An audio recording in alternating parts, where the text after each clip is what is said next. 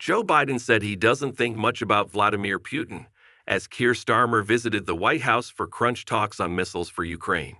It comes as Ukraine's wartime leader Zelensky expressed frustration at restrictions on the use of missiles against Russia. Speaking in the White House Blue Room with a host of officials facing the American president, Mr. Starmer said he believes the UK and US are strategically aligned as they began discussions about the conflict in Ukraine and the Middle East. But asked by reporters what he thought about the Russian dictator's threat of war, President Biden said, "I don't think much about Vladimir Putin." The PM and U.S. president put on a united front at the White House just 24 hours after the Russian dictator issued a chilling threat to NATO countries. Putin said lifting restrictions on Ukraine's use of long-range missiles to strike targets inside Russian territory would change the very nature of the conflict. It would mean that NATO countries are at war with Russia, he added in a dramatic escalation of rhetoric. The remark was dismissed by Mr. Starmer, who said the Russian leader had started the bloody invasion of Ukraine and could end this conflict straight away. On Friday evening, the PM held a one-on-one meeting with the outgoing U.S. President Mr. Biden in the White House before strategic talks with officials. At the session, the PM was joined by Foreign Secretary David Lammy, National Security Advisor Tim Barrow, and UK Ambassador to the U.S., Dame Karen Pierce. U.S. Secretary of State Antony Blinken was expected to join alongside President Biden. At the start of the meeting, Mr. Starmer said he believes the UK and U.S. are strategically aligned. Asked what he thought about Russian President Vladimir Putin's threat of war, U.S. President Joe Biden said, "I don't think much about Vladimir Putin." Mr. Starmer refused to be drawn on whether the UK and U.S. would allow Ukraine to use long-range missiles to hit Russian targets. He told reporters outside the White House, "We had a long and productive discussion on a number of problems, including Ukraine, as you'd expect, the Middle East, and the Indo-Pacific, talking strategically about tactical decisions.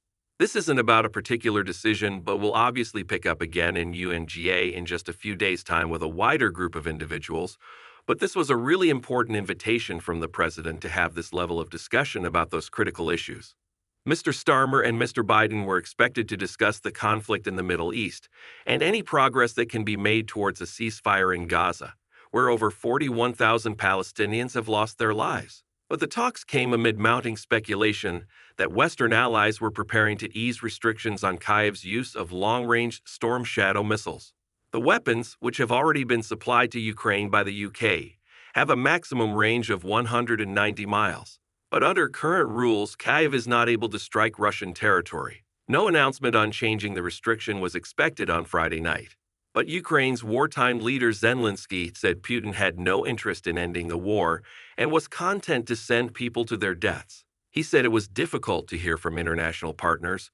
"We are working on this when requests are made for support such as air defense systems." Zelensky added, "It's the same with long-range capabilities.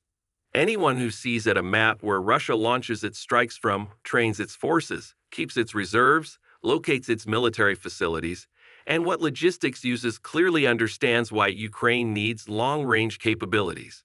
We discussed this with Secretary Blinken and Foreign Secretary Lammy during their visits. After our conversation, I believe there should be no unanswered questions about why Ukraine needs sufficient long-range capabilities. I want to emphasize the word sufficient. Not just enough to say that there is a decision, but enough to truly change the course of the war and compel Russia to seek peace.